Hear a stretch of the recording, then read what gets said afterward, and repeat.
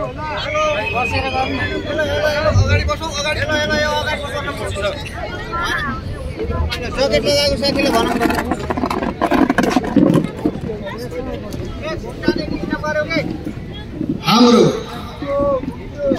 जनप्रिय पार्टीको विशेष बैठकपछि र नेपालमा नयाँ पुस्ता जेन्जी विस्तारले गरेको विद्रोहपछि आयोजित यो विशाल र भव्य जनसभामा उपस्थित हाम्रो पार्टीका स्थायी समिति पोलिट ब्युरो केन्द्रीय समितिका सहयोगी कमरेडहरू, पत्रकार बन्धुहरू, उपत्यकाबाट र उपत्यकाको वरिपरिबाट यो कार्यक्रमलाई सफल पार्न र सुन्नको लागि सहभागी बन्नुभएका सहयात्री कमरेडहरू, विभिन्न क्षेत्रका जनसमुदायहरूमा मित्रहरूमा हाम्रो जनप्रिय पार्टीको केन्द्रको तर्फबाट म यहाँहरू सबैलाई न्यानो लाल सलाम गर्न चाहन्छु, अभिवादन गर्न चाहन्छु। आदरणीय जनसमुदायहरू, आजको दिन एउटा विशिष्ट प्रकारले हाम्रो अगाडि उपस्थित छ। अहिले काठमाडौँमा राजनीतिक सभाहरू कम छन् र त्यसमा पनि पार्टीका कार्यक्रमहरू निकै कम छन्। हिजो मात्रै काठमाडौँको सिडिओ साहबले फोन गरेर भन्दै हुनुहुन्थ्यो, सायद यो जेन्जी विद्रोहपछि तपाईहरू नै पहिलो आयोजक हो महासचिवज्यू, त्यसैले चाहिँ बडा सचेततापूर्वक गर्नुपर्ने छ भन्ने कुरा उहाँले राख्दै हुनुहुन्थ्यो। र हामी अलिकति चुनौतीहरू, अप्ठ्याराहरू, प्रतिकूलताहरूलाई चिर्दै पनि काठमाडौँमा यो कार्यक्रम गर्न आवश्यक छ भन्ने महसुस गरेर देश अलिकति अन्यलतामा गइरहेको बेलामा जनताले के सोचिरहेका छन्, हाम्रा बुद्धिजीवीहरूले के सोचिरहेका छन् भन्ने कुरा आम जनसमुदायलाई नेपालमा र नेपालभन्दा बाहिर बस्ने विश्वभरिका नागरिकहरूको बिचमा केही दृष्टिकोण हामीले राख्न जरुरी छ भनेर यो कार्यक्रम आयोजना गरिएको छ। यो ऐतिहासिक कार्यक्रममा म सबभन्दा पहिले तपाईहरुको बीचबाट काठमाडौँ अहिले रातै छ। सायद काठमाडौँका सडकहरूमा हाम्रा भर्खरका छोराछोरीहरूको रगत सुकिसकेको छैन। काठमाडौँका चौकहरूमा जलेका गाडीहरू अझै हटाइएका छैनन्। काठमाडौँमा जलेका सरकारका कार्यालय र संसदहरू अहिले पनि भग्नावशेष भएर हाम्रो अगाडि उभिएका छन्। नेपालमा एउटा ऐतिहासिक परिघटना घट्यो।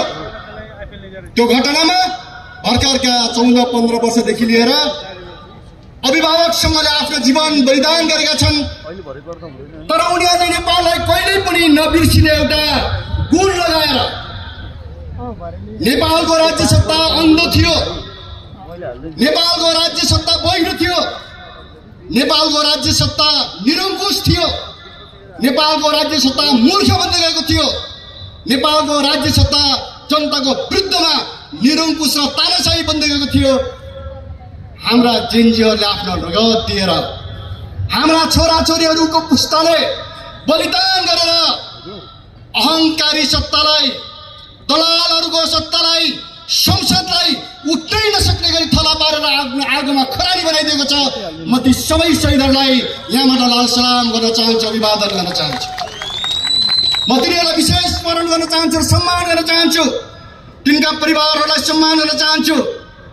घाइते साथीहरू, जेन्जीहरू जो अहिले पनि अपाङ्ग छन् र उपचारमा छन्, तिनीहरूको स्वास्थ्य राम्रो होस् भन्ने हामी कामना गर्न चाहन्छौँ।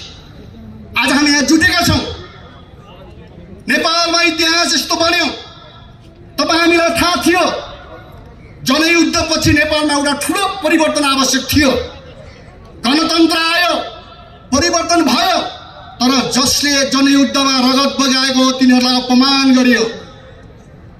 हाम्रा किसानहरूले रगत बगाएका थिए, हाम्रा किसानहरूलाई अपमान गरियो। नेपालका दिदीबहिनीहरूले रगत बगाएका थिए, तिनीहरूको अधिकारलाई वास्ता गरिएन। नेपालका जनजातिहरूले आफ्नो रगत बगाएका थिए, तिनीहरूलाई बेवास्ता गरियो। नेपालका मधेस, नेपालका सर्वहारा श्रमिकहरू, दलितहरू जसले अधिकारको लागि 10 वर्षसम्म भीषण युद्ध लडेर परिवर्तन गरेका थिए, त्यसलाई व्यवस्था गरिएको थियो।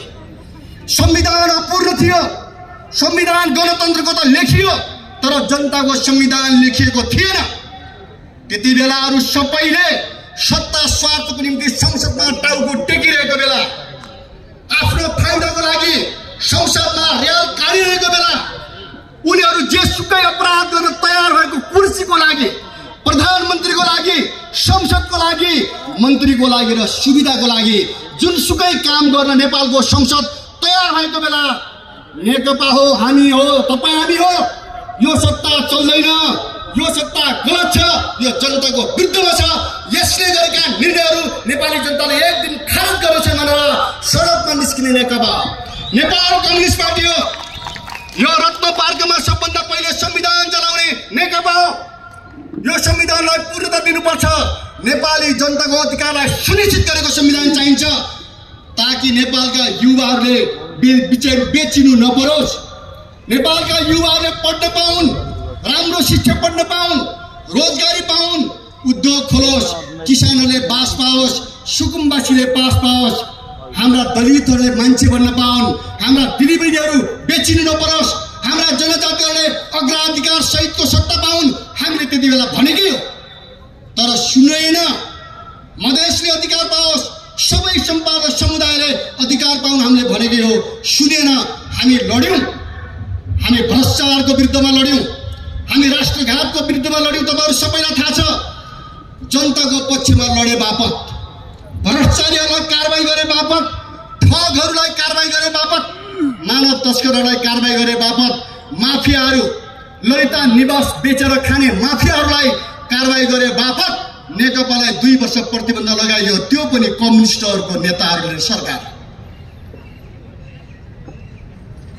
कम्युनिस्ट भन्ने त्यति बेलाको सरकार र प्रधानमन्त्रीहरूले, पार्टीहरूले न्यायको आवाज उठाएको बदलामा हाम्रो पार्टीमाथि प्रतिबन्ध लगाइयो। हाम्रो 15 जना कमरेडहरूको रगत यो धरतीमा बग्यो। ती कमरेडहरूको रगत पनि सुकेको छैन। अहिले पनि हाम्रो 15 जना कमरेडहरू जेलमा हुनुहुन्छ। तपाईहरु सबैले राम्रोसँग थाहा छ। हामीले सबै जनतालाई भन्यौं, नयाँ पुस्तालाई पनि भन्यौं, छोराछोरीलाई पनि भन्यौं, मजदुरलाई पनि भन्यौं, काठमाडौँका नेवालाई पनि भन्यौं, यहाँ बस्ने लाखौं लाख जनता बुद्धिजीवीहरूलाई हामीले भन्यौं, न्यायको पक्षमा आवाज उठाउनुस्, लड्नुस्, समयमै लड्नुस्। राज्यलाई धेरै पर जान दिनु हुँदैन। राज्यलाई समयमै सचेत बनाउनु पर्छ। समयमै जनताका सुझावहरू सुन्न सक्ने बनाउनु पर्छ। जनताका विषयहरू सुन्न सक्ने, त्यसलाई पारित गर्न सक्ने बनाउनु पर्छ।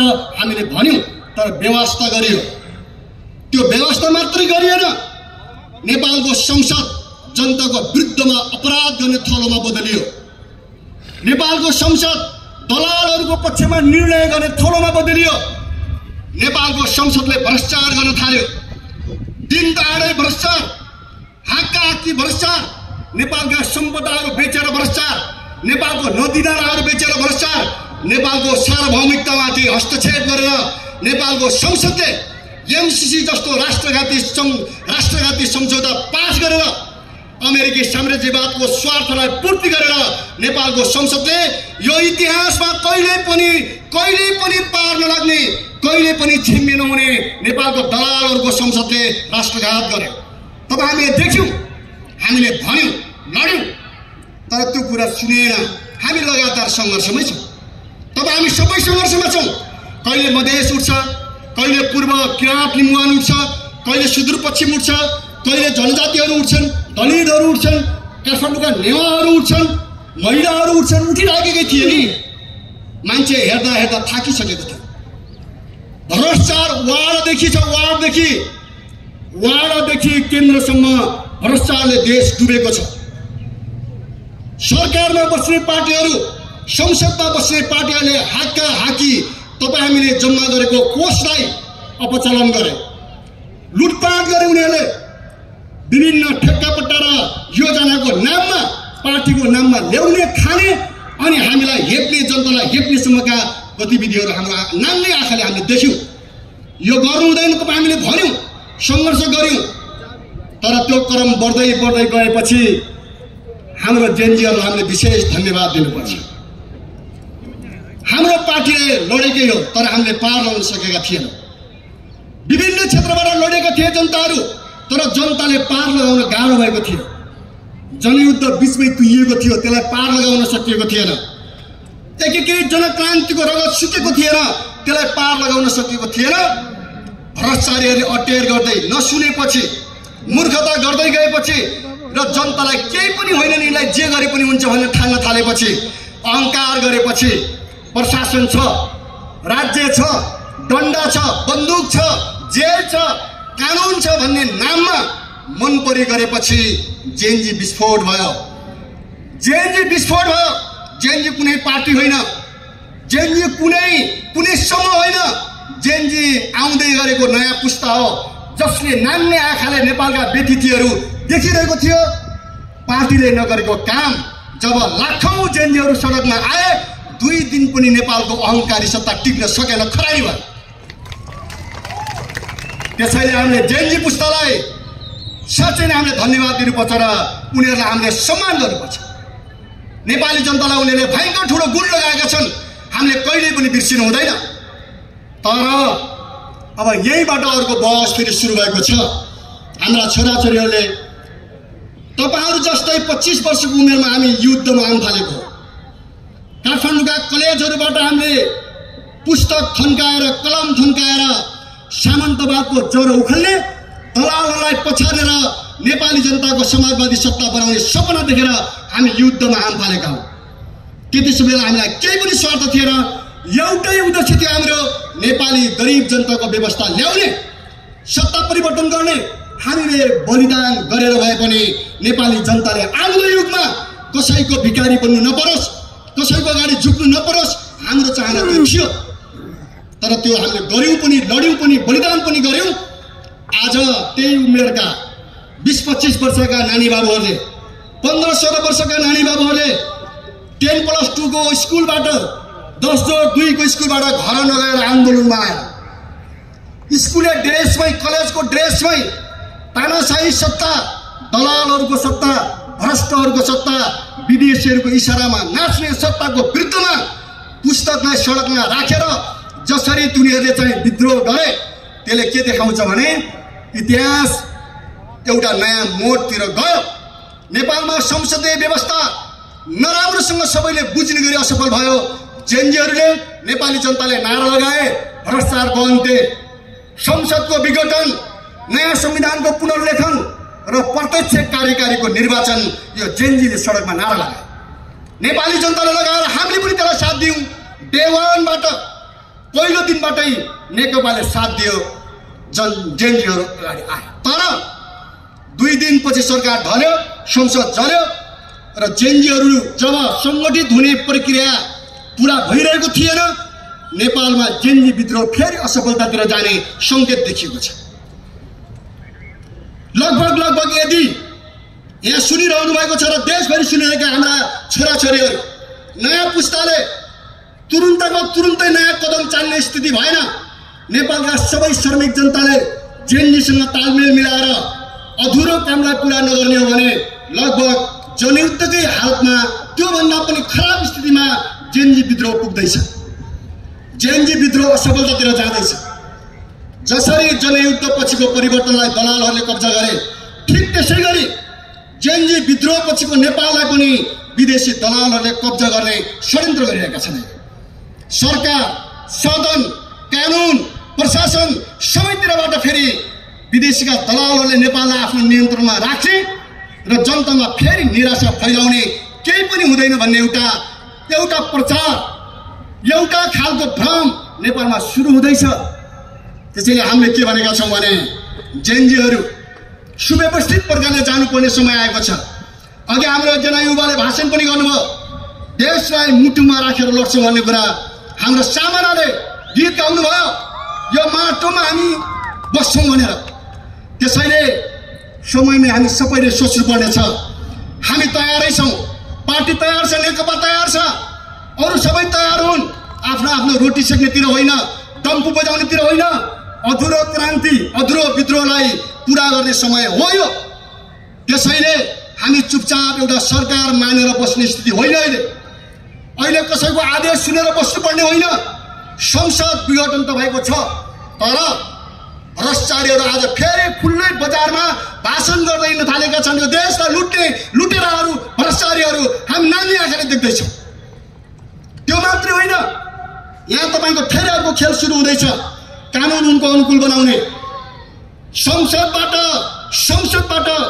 संविधानलाई फेरि तपाईँको नयाँ तानाबाना बुन्ने विषय बनाउने, संविधानको पुनर्लेखन नगर्ने, जनताको अधिकार नदिने अनि प्रत्यक्ष कार्यकारीमा नजाने, यो टाइपको षड्यन्त्र अहिले बढिरहेको छ। त्यसैले हामी सबै सचेत भएर आफ्नो निर्णयलाई जारी राख्नुपर्छ, आफ्ना योजनालाई अगाडि बढाउनुपर्छ र अधुरो कामलाई पुरा गर्न जरुरी छ। यसको लागि हाम्रो पार्टीले के अपिल गरेको छ भने यो नेपाली जनताकै माग हो, हाम्रो पार्टीको कुरा होइन। हामीले केही विषय अगाडि सारेका छौँ। के गर्यो भने जेएनजीहरूको असफलताबाट बच्न सकिन्छ, के गर्यो भने नेपाली जनताले अहिलेसम्म हार्दै आएको कुरालाई विजयमा बदल्न सकिन्छ, के गर्यो भने जेएनजीले उठाएका आवाजहरूलाई सम्बोधन गर्न सकिन्छ। हामीले 4-5वटा कुरा अगाडि सारेका छौँ। नम्बर 1, सुशीलाजीको नेतृत्वको अन्तरिम सरकारलाई छिटोभन्दा छिटो सर्वपक्षीय अन्तरिम सरकारमा बदल्न जरुरी छ। यो सरकारमा को आयो, किन आयो, कसले आयो? नेकपा 12 वर्षदेखि भ्रष्टाचारको विरुद्धमा लड्दैछ, नेकपालाई किन सोधिएन? नेकपा जस्तै अरू दलहरू लडिरहेका छन् यो देशमा। अन्तरिम सरकार कस्तो हुनुपर्छ भनेर कसले भनेन, किन भनेन? नेपालका बुद्धिजीवीहरू जसले जेएनजीलाई समर्थन गरेका थिए तिनीहरूको मत के छ, किन बुझिएन? काठमाडौँको सडकमा सहयोग गर्ने पत्रकारदेखि लिएर सम्पूर्ण समाजसेवीहरूलाई किन बुझिएन? अँध्यारो कुनाबाट रहस्यमय तरिकाले किन अन्तरिम सरकार घोषणा गरियो, कसले गर्यो? के यो सरकारले आन्दोलनकारीहरूको माग समेटेको छ? के यो सरकारले लडेर आएका शक्तिहरूको कदर गरेको छ? के यो सरकारले 12 वर्षदेखि भ्रष्टाचारको विरुद्धमा लड्ने शक्तिको सम्मान गरेको छ?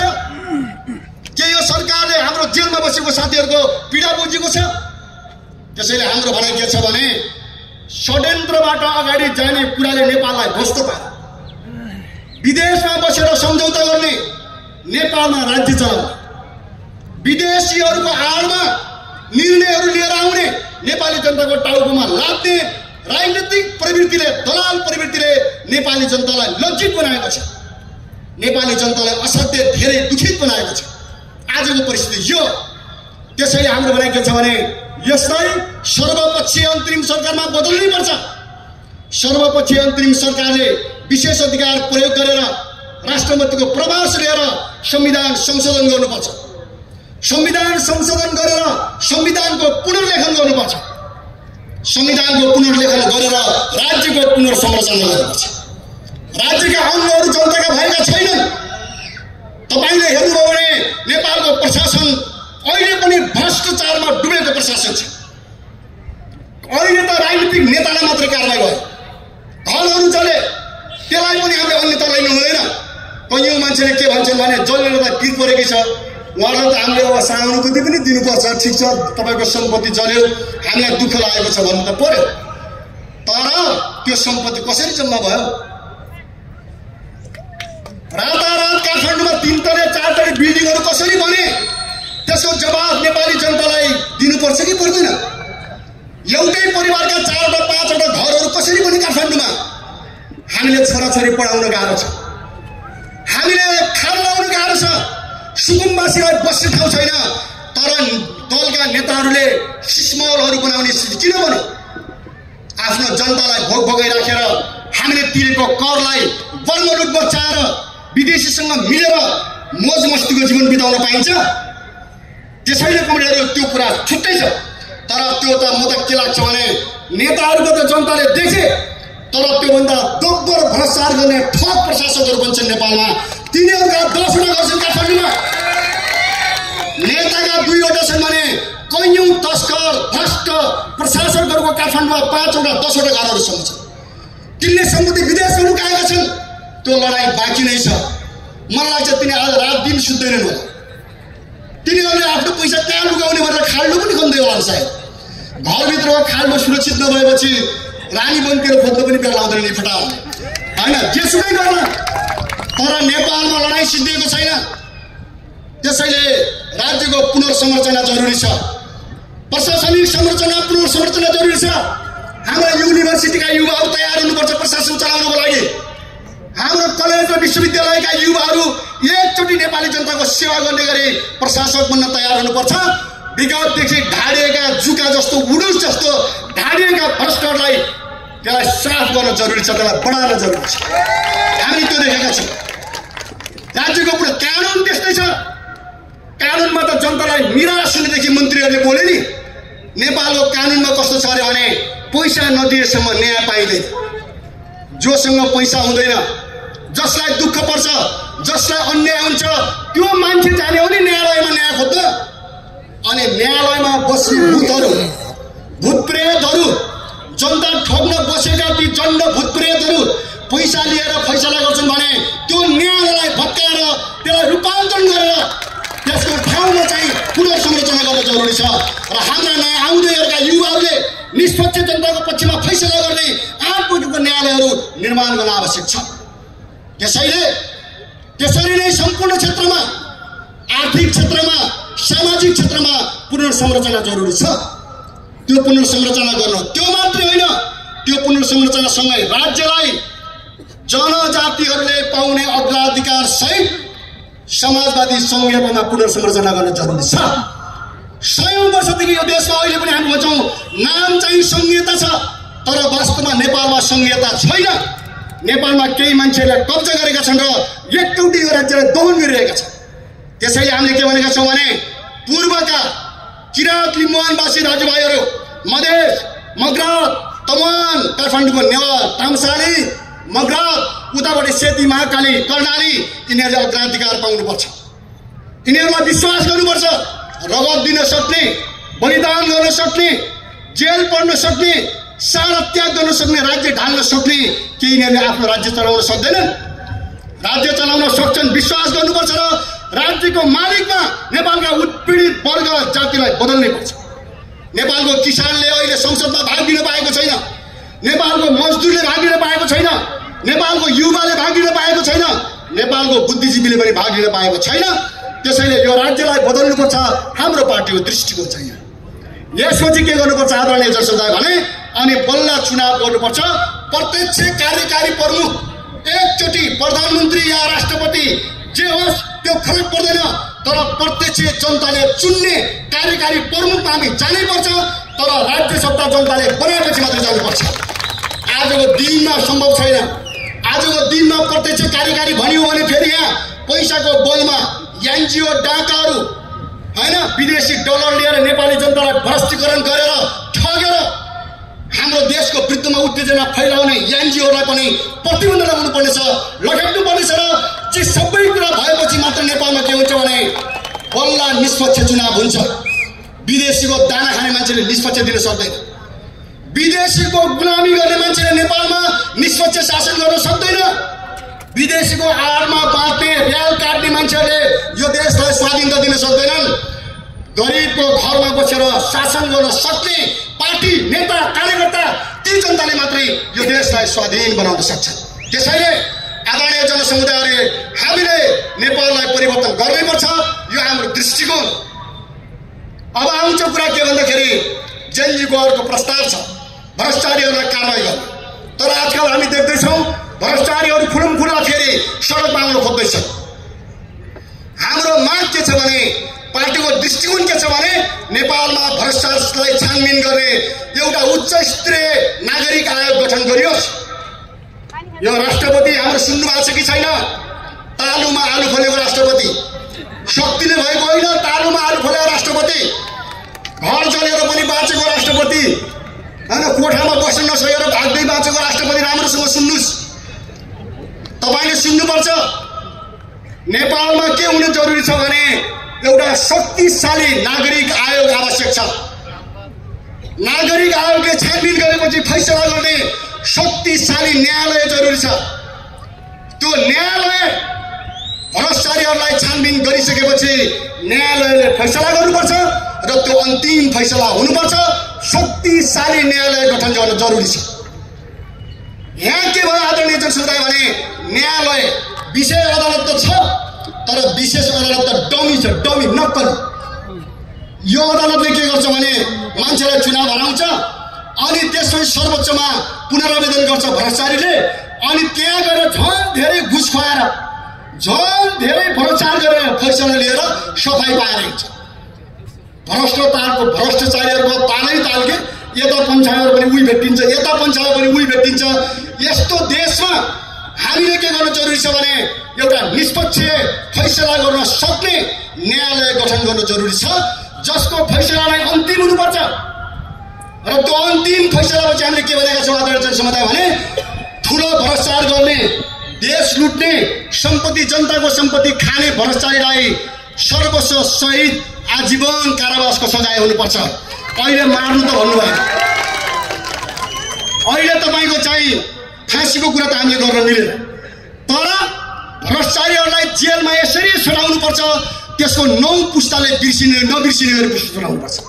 हाम्रो देशको सम्पत्ति खाने भ्रष्टाचारीहरूलाई, हामीले पाइ गरेर उठाएको कोषलाई हिनामिना गर्ने भ्रष्टाचारीहरूलाई राम्रोसँग सबक सिकाउने गरी सजाएर दण्डित गरिनुपर्छ।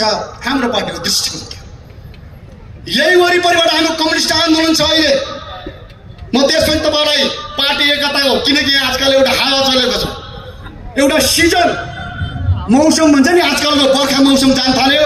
नेपालको राजनीतिमा एउटा एकताको सिजन, राजनीतिको एउटा सिजन सुरु भएको छ।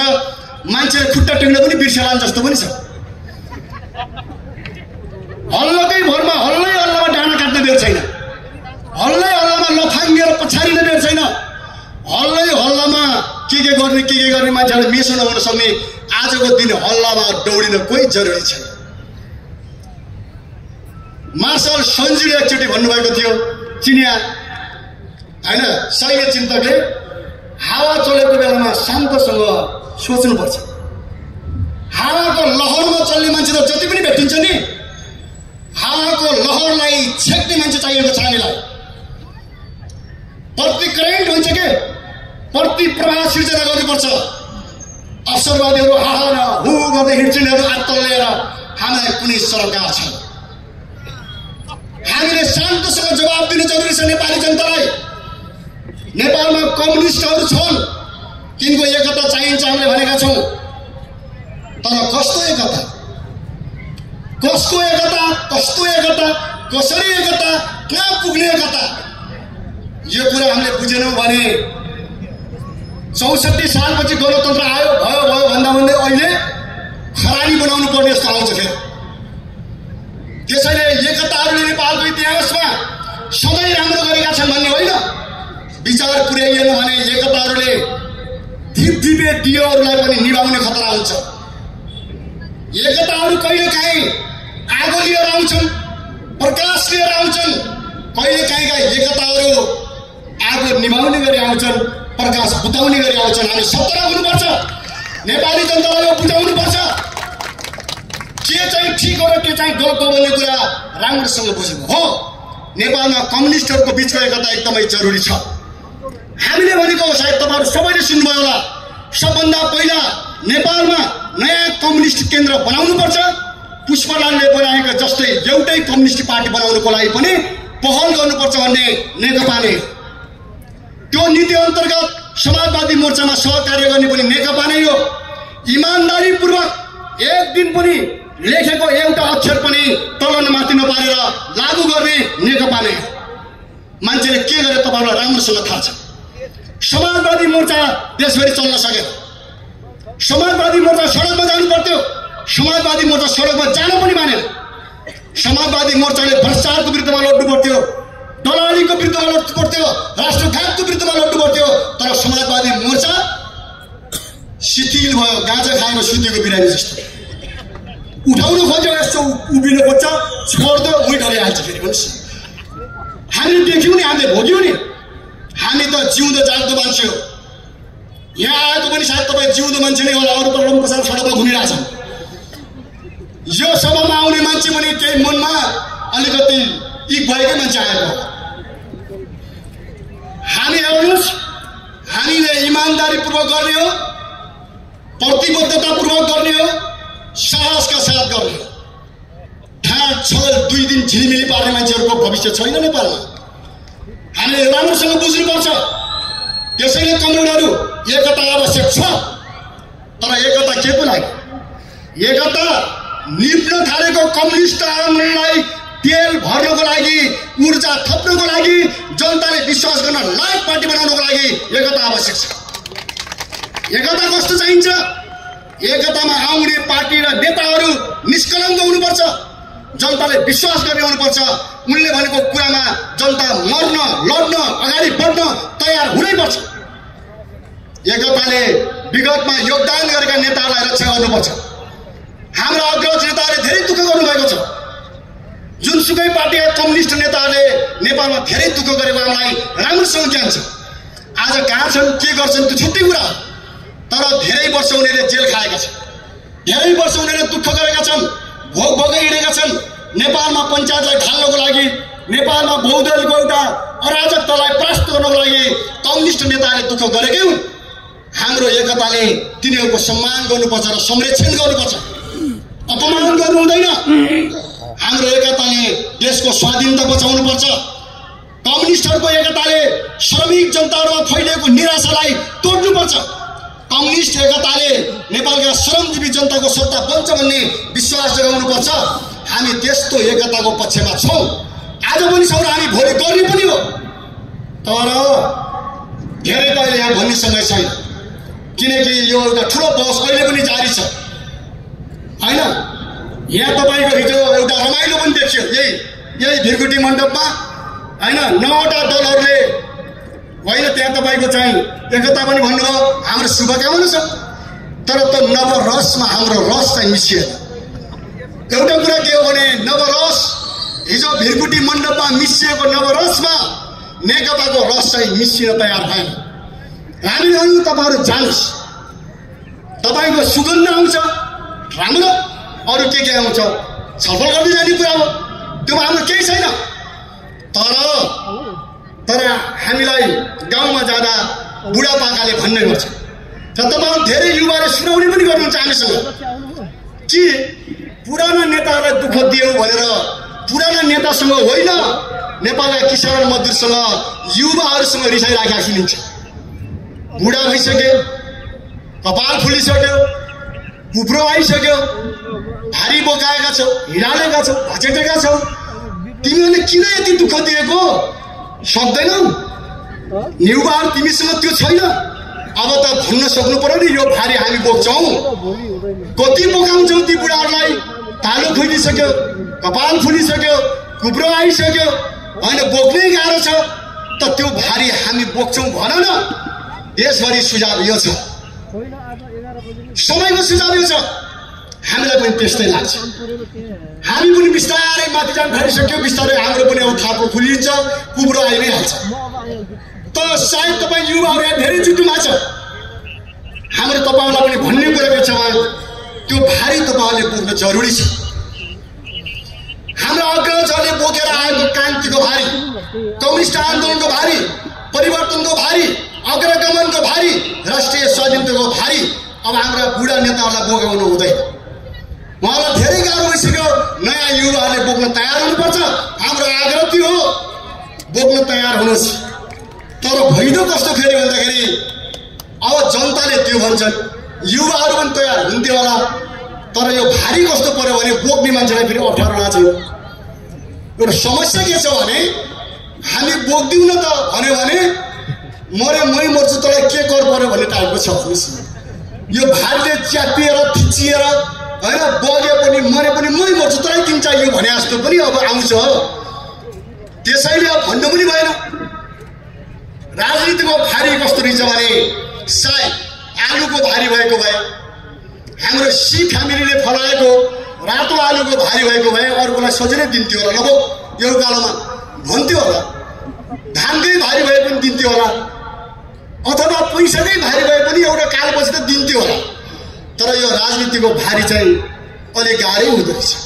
अर्कोलाई सिद्धिसम्म नदिने, बरु त्यही च्यापिने, थिचिने, दल्लिने, पिसिने, तर मरे नछोड्ने यो भारी के होला यो भारीभित्र। त्यसैले हाम्रो के छ भने आदरणीय कमरेडहरू, हाम्रो आग्रह छ तपाईहरुले यहाँसम्म पुग्नुभयो, हामी सम्मान गर्छौं। तर तपाईहरुले त्यो भारी नयाँ पुस्तालाई हस्तान्तरण गर्न सक्नु भएन भने, एउटा सही विचार भएको एकता बनाइदिन सक्नु भएन भने, सही दृष्टिकोण, नीति, आदर्श भएको, विचार भएको आन्दोलन बनाउन सक्नु भएन, तपाईहरु बाँच्न मात्रै त्यो सक्नु भएन भने सुनिराख्नुस्, तपाईहरुले त्यो भारी फालेर तपाईको जीवन समाप्त हुँदाको दिन नेपालको कम्युनिस्ट आन्दोलन पनि सकिने खतरा छ। यो चाहिँ तपाईहरुले बुझिराख्नुपर्छ। मान्छेले यो भन्न डराउँछन्, हाम्रा नेताहरूलाई हामीले अपमान गर्ने होइन, विगतमा योगदान गरेको अरूप्रति हाम्रो छैन, तर समयलाई बुझ्नुस्, परिस्थितिलाई बुझ्नुस्। भाषणमा होइन, व्यवहारमा हामीलाई कम्युनिस्टहरू चाहिएको छ। सिद्धान्तमा कम्युनिस्ट, व्यवहारमा पुँजीपति हामीलाई चाहिएको छैन। सिद्धान्तमा सर्वहारा, व्यवहारमा दलाल पुँजीपति हामीलाई चाहिएको छैन। ठुल्ठुलो कुरा गर्दाखेरि उपदेश दिने, आफ्नो जीवन फोहोर मैलामा लटपटाउने हामीलाई त्यो चाहिएको छैन। हामीले निशर्त योगदान गरेर आएको र हामी नेपालको कम्युनिस्ट आन्दोलनलाई यो दुनियाँले हेर्न लायक बनाउन चाहन्छौँ। कैयौं युवाहरूले हामीलाई र मलाई जोक चलेको बेला फेसबुकमा देख्नु भएको पनि छ, सायद कतिपय तपाईहरु यहाँ आउनु भएको पनि होला। विप्लव दाइ तपाई यो एकतामा नआउने हो, आलु रोप्न जानुस् पनि भन्नुभएको छ हैन, अनि धान काट्न जानुस् पनि भन्नुभएको छ, अनेक व्यङ्ग्य गर्नुभएको छ, नराम्रै त भन्नुभएको छैन हैन, पदको लोभी होइ क्या पनि भन्नुभएको छ हैन, आदि इत्यादि कुराहरू छ। मैले उहाँलाई मिठो तरिकाले जवाफ दिएको छु। आलु त पोहोरको भन्दा पनि धेरै फल्ने चाहन्छ। तपाईहरुले बुझिराख्नु होला, यो पटक चौधरीले किन्नै नसक्ने गरी फल्न बेचेर हाम्रो आलु हेर्नुहोस् है। धान पनि पोहोरको भन्दा 50% बढेको छ। भेडा हामीले 90 वटा किनेको, पाटनको भाइले कमरेडले भन्दै हुनुहुन्छ हाम्रो 150 पुगिसक्यो भेडा। अब सायद फागुन महिनामा हाम्रो भेडा 200 भइसक्छ। तपाईहरुले चाहनुभयो भने एउटा भेडाको कम्मल ओढ्न पनि पाउने भइसक्नु भएको छ। हाम्रो स्याउबारीबाट 1 क्विन्टल स्याउ आइसक्यो। हाम्रा बाख्राहरू पनि छन्, हाम्रा बङ्गुरहरू पनि छन्, हामी त गरेकै छौँ।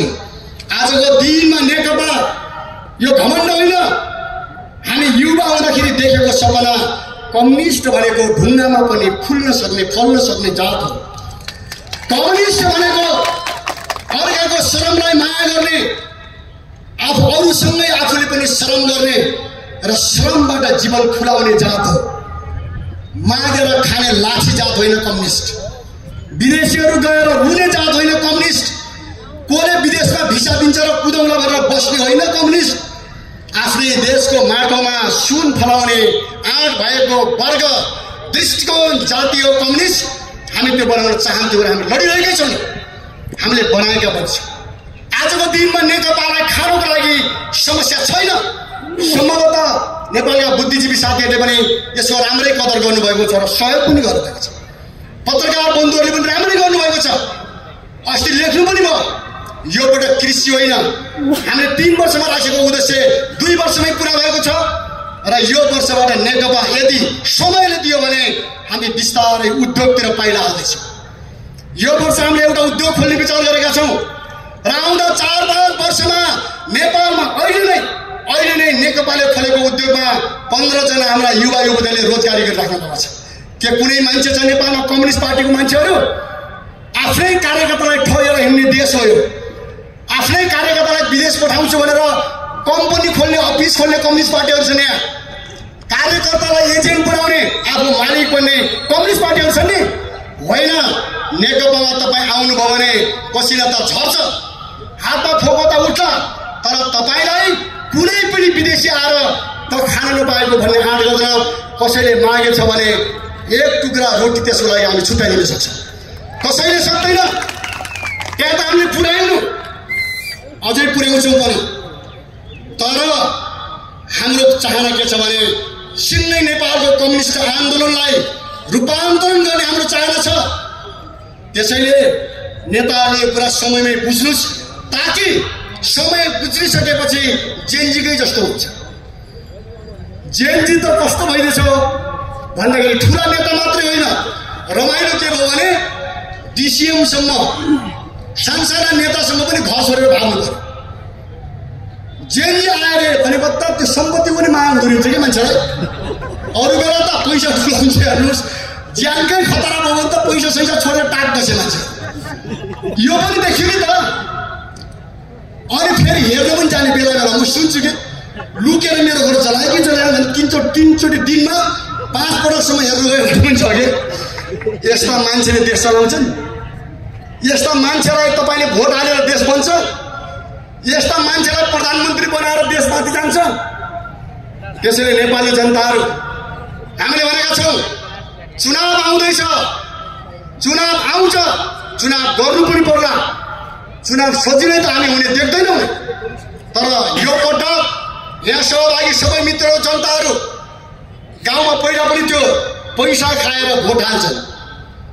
भेडाको मासु, सुँगुरको मासु र कोदाको रक्सी खाएर भोट हाल्छन्, मौवाको रक्सी खाएर भोट हाल्छन् भन्ने एउटा चर्चा छ नेपालमा। श्रमिक जनताहरू, दाजुभाइ दिदीबहिनीहरू, यो पटक हामीले बुद्धि लडाउनु पर्छ। पैसा दिन आउनेलाई त्यही पैसा समेत गाड्दै चुनाव चाहिँ जनताको मान्छेलाई आउनुपर्छ। यो देशलाई माया गर्ने मान्छेलाई आउनुपर्छ। हामी हरेक गल्लीमा उभिएर भन्न सक्नुपर्छ। काठमाडौँको चौकमा उभिएर हामी भन्छौँ, नेपालका जाति जनजाति किसान मजदुर दिदीबहिनीहरू हामी भन्छौँ, एकचोटि नेकपालाई हेर्नुहोस् न, के बिग्रिन्छ तपाईँहरू होइन दौडिनुहोस् त। एकचोटि नेकपालाई हेर्नुहोस् त। नेकपालाई त अहिले खानको लागि समस्या छैन। यदि नेपाली जनताले विश्वास गर्यो भने ल लड। यो चुनाव आउने चुनाव भनेको मन्त्री हुने चुनाव होइन। यो चुनाव भनेको पैसा कमाउने चुनाव होइन। हाम्रो पार्टीको दृष्टिकोणमा यो चुनाव भनेको क्रान्ति हाँक्ने चुनाव हो। नेपाली जनताको पक्षबाट लड्ने चुनाव हुनेछ। त्यसैले हाम्रो भनाइ के छ भने यहीँबाट हामीले क्याम्पेन गर्नुपर्छ। आज कार्तिक 20 गते चिनियामान काजी शहीद भएको दिन हो। भर्खरको युवा विद्यार्थी दिल्ली सम्झौताको विरुद्धमा भूगोल पार्कमा प्रदर्शन गर्दाखेरि राज्यको गोली खाएर शहीद भएको दिन हो। आज हामी यो भिरकुटी मण्डपको चौरबाट नेपाली जनतालाई चिनियामान काजीको उपहार बोकेर फर्किनुपर्छ। जसरी चिनियामान काजीले देशको स्वाधीनताको लागि रगत दिन तयार भए नि, आउँदो लडाइँमा देशको स्वाधीनताको पक्षमा नेकपासँग हामी छौँ भन्ने एउटा अठोट बोकेर यो मैदानबाट हामी फर्किनुपर्छ। र आउँदो चुनाव सामान्य हुने छैन। त्यस हिसाबले सबैले बुझ्नुभयो भने हाम्रो के छ भने एकचोटि हेर्नुहोस्, जनजातिहरू एकचोटि हेर्नुहोस्, तपाईँ एक्लै लड्नु पर्दैन। दलितहरू तपाईँ हेर्नुहोस्, तपाईँ एक्लै लड्नु पर्दैन। महिलाहरू, मधेस, किसान मजदुर, युवा विद्यार्थी, जेनजी तपाईँहरू एक्लै लड्नु पर्दैन। एकचोटि नेकपालाई मौका दिएर हेर्नुहोस्। जसरी 2 वर्षमा यो पार्टीलाई हामीले आफ्नै खुट्टामा उभिएर बाँच्न सक्ने बनायौँ नि, तपाईँले मौका दिनुभयो र नेपालका 1,40,00,000 युवाहरूलाई देश निर्माणमा जुटाउनु भने 5 वर्ष होइन 3 वर्षमा यो देशलाई म नेपालको हुँ भन्ने बनाउने हामीसँग एउटा चाहना छ र मनोबल छ। त्यसैले आदरणीय जनसमुदायहरू, आउँदो चुनावलाई हामीले त्यसरी हेर्नुपर्छ। त्यो मात्रै होइन, योभन्दा अगाडिको स्टेपमा हाम्रो कुरा के छ भने अब यहाँबाट फर्किँदै गर्दाखेरि हामीले देशभरि एकताको लहर सिर्जना गर्नुपर्छ, ध्रुवीकरणको लहर सिर्जना गर्नुपर्छ, राष्ट्रिय स्वाधीनताको बहस सुरु गर्नुपर्छ।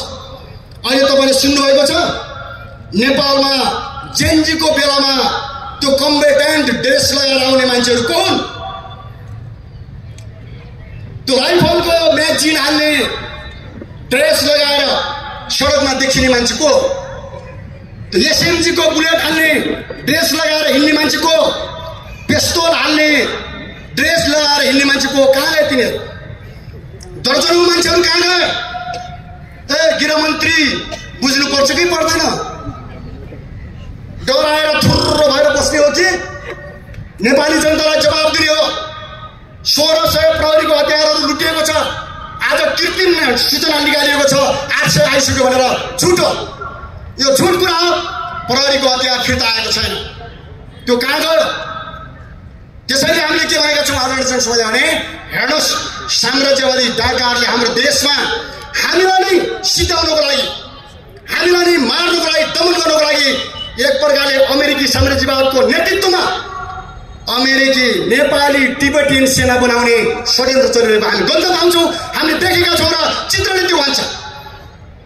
सबै नेपालीहरू सतर्क हुनुहोस्। आज नेपालमा एउटा हल्ला गरिएको छ, नेपालमा 3 लाख तिब्बतीयनहरू छन् भनेर हल्ला गरिएको छ। त्यो झुटो हल्ला किन गरिएको छ? दलाइ लामासँग जम्मा जम्मी तिब्बतीयनहरू भागेको भनेको 1.25 लाख तिब्बतीयनहरू, अनि बाहिर 40 लाख पुग्यो भन्ने, नेपालमा 3 लाख पुग्यो भन्ने, यसको पछाडिको आशय के हो? अनि त्यसपछि टिओबी लगाएर हिँड्ने मान्छेहरू को? त्यो बुलेटको तपाईँको पर्सर लगाएर हिँड्ने मान्छेहरू को? त्यसको जवाब नेपाली जनतालाई चाहिन्छ। नेपाली जनताले समयमै हाम्रा जेएनजीहरूले यो कुरा बुझेनन् भने, हाम्रो छोराछोरीहरूले यो कुरा बुझेनन् भने आफ्नै देशमा सिरिया हुने स्थिति देखा पर्दछ। नेपाल साम्राज्यवादी स्वार्थको लागि नेपाल युद्धको मैदान हुने खतरा छ। नेपाल अरू देशको एउटा दलाली गर्ने थलो बन्ने खतरा छ। त्यसैले आदरणीय जनसमुदायहरू, हामीले भन्नुपर्छ साम्राज्यवादीहरूको घुसपैठ हामीलाई स्वीकार्य छैन। उनीहरू मित्र देश हुन् भने हामी सहकार्य गर्न तयार छौँ। हाम्रो पार्टीले अमेरिकालाई चिठी पनि लेखेको छ। अमेरिकाले एमसीसी लाग्न पाइँदैन। नेपालका दलालहरूले घुस खाएर भ्रष्टाचार गरेर एमसीसीलाई पास गरेका छन्। एमसीसीलाई नेपालको संविधानभित्र ल्याउनुपर्छ।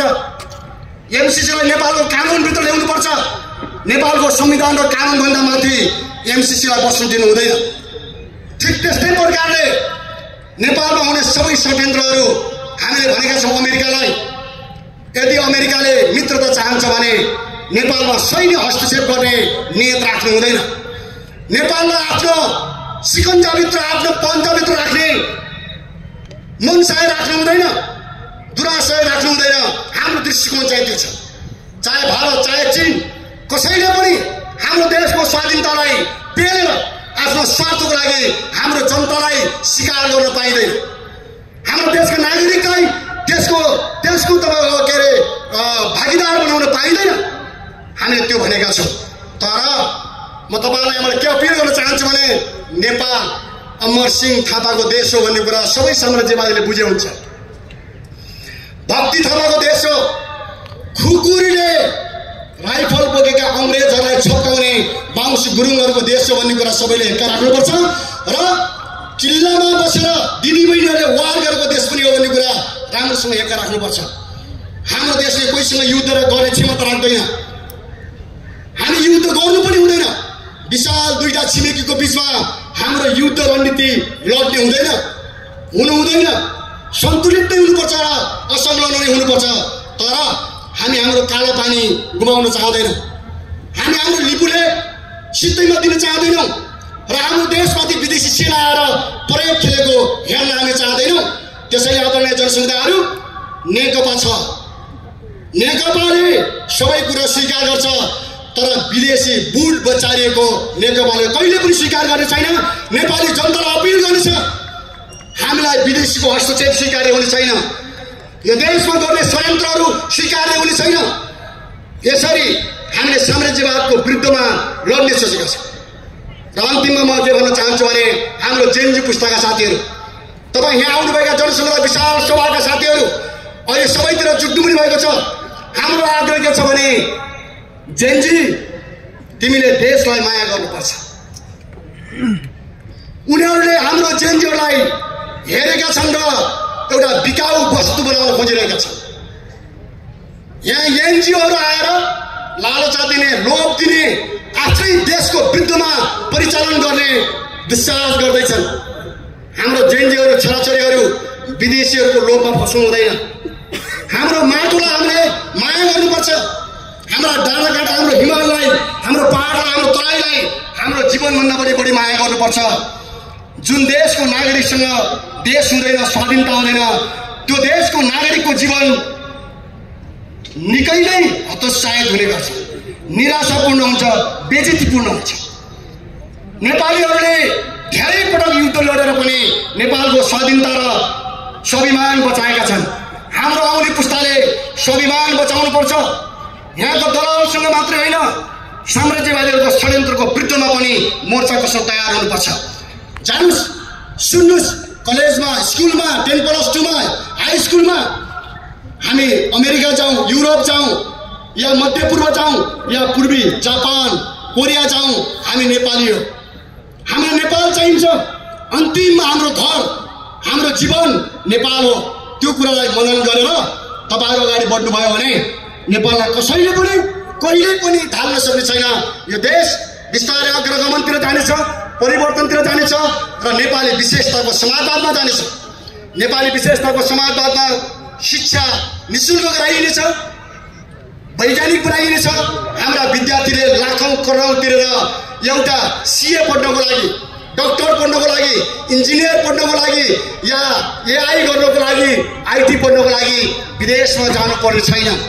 स्वास्थ्य सबैको लागि समान बनाइनेछ, सबैले बराबर उपचारको अधिकार पाउनेछन्, रोजगारीको बनाइनेछ, उद्योग खोलिनेछ।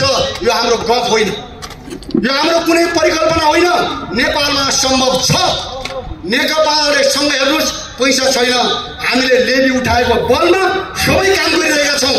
हामी आफैले वास्तवमा सडक पनि खनेका छौँ, हामीले धेरै काम गरेका छौँ।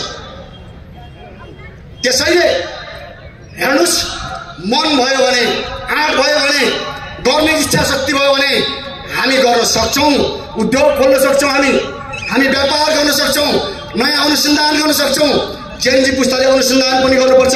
सबै प्रविधिहरू विदेशीको ठेक्का होइन, नेपाली युवाहरूले पनि अनुसन्धान गर्ने आँट गर्नुपर्छ, मेहनत गर्नुपर्छ। त्यसो गरियो भने साँच्चै नै यो देश नेपाल जस्तो सुन्दर हुनेछ। हिमाल, पहाड, तराईको एउटा हैन त्रिकोणात्मक सङ्गम जस्तो सुन्दर छ। यहाँ जाति जनजाति विभिन्न भाषा भाषी संस्कृतिको जस्तो एउटा सुन्दर देश छ, बगैँचा छ। यो सधैँ हाम्रो हुनेछ। यही कुरा तपाईँहरूसँग राख्दै पत्रकार बन्धुहरूलाई पनि तपाईँले धैर्यतापूर्वक हाम्रो कुरा सुनेर अवश्य पनि जनतामा पुर्याइदिनु हुने छ भन्ने आग्रह गर्दै सहभागी सबै आदरणीय कमरेडहरू, जनसमुदायहरू, तपाईँहरू सबैलाई धन्यवाद दिँदै म बिदा हुन्छु। सँगसँगै आजको यो नयाँ नौलो एउटा नयाँ कदमको रूपमा आएको हाम्रो भव्य जनसभालाई यही समापन भएको घोषणा गर्दछु। धन्यवाद।